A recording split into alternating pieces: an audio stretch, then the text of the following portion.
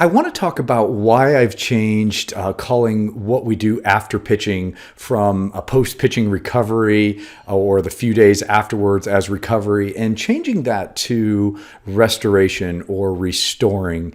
And this isn't just a simple, oh, we just need to change words to change words. I do believe how we use words is really powerful and can shape our mindset around that word. So when I say recovery, I think my pitchers and players tend to think of a passive activity to help them, undo the damage that they've done, or to help them because they're tired and they're sore, to allow that to go away. And I think that's true, but I think restoration is actually a better way to capture what we're doing.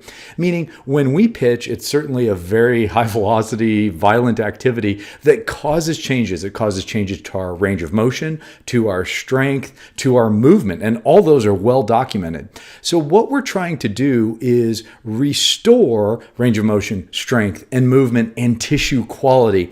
And when we're doing it through restoring, I think that is a more active approach than it is just recovering and kind of almost a status quo kind of approach. We know there's measurable things that have occurred. We need to restore those back to normal to maintain our optimal performance.